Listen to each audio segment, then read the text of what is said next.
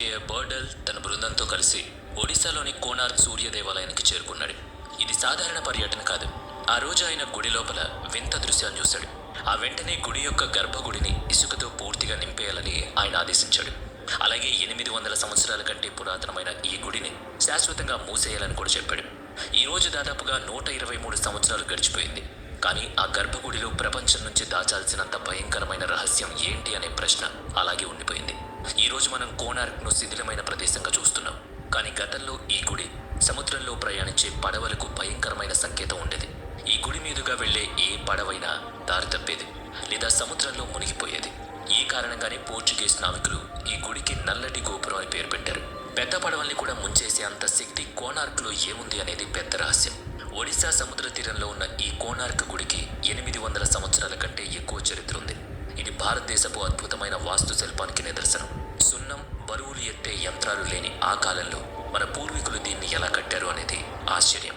వారు అత్యాధునిక ఇనుప చీలల విధానాన్ని ఉపయోగించి ఈ అద్భుతమైన కట్టడాన్ని నిర్మించారు. 8 లోహాలతో చేసిన సూర్య భగవానుని విగ్రహం ఎలా తయారు చేయబడింది?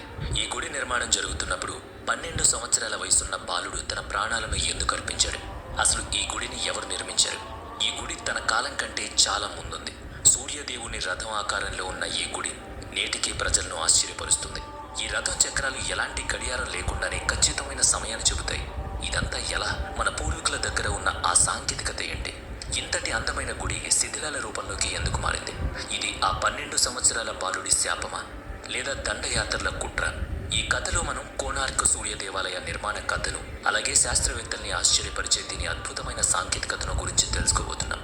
కోనార్క్ గొప్పతనాన్ని అర్థం చేసుకోవడానికి మనం చరిత్ర పుటల నుంచి ద్వాపర యుగం కాలానికి వెళ్ళాలి. ఈ గుడి పునాది రాజు అత్యాస వల్ల పడలేదు, కొడుకు పశ్చాత్తాపం వల్ల ఏర్పడింది. అది శ్రీకృష్ణుడు జాంబవతుల కుమారుడైన సాంబుడి కథ.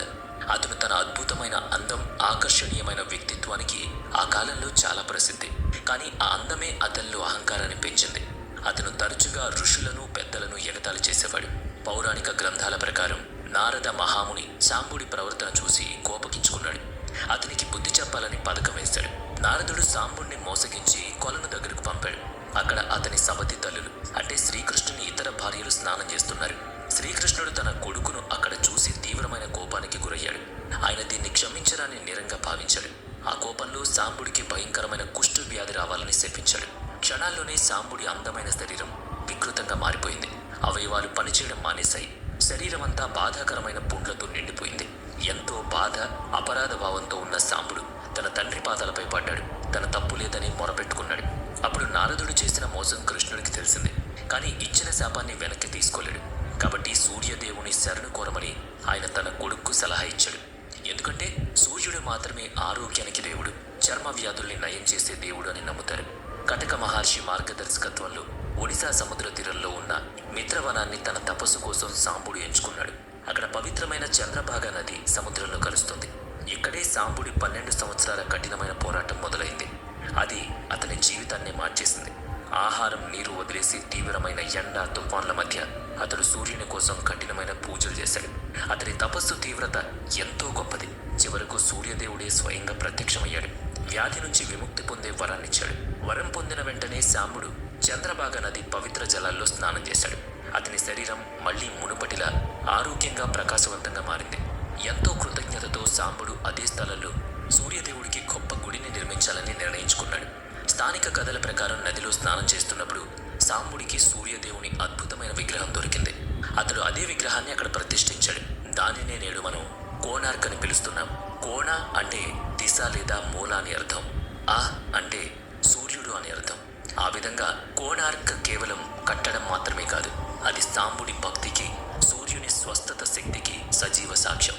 అందుకే ఈనాటికి మాఘ శుక్ల సప్తమి లేదా దశమి రోజున వేలాది మంది భక్తులు చంద్రభాగ నదిలో పుణ్యస్నానాలు చేసి ఆ పురాతన సాంప్రదాయాన్ని పాటిస్తున్నారు.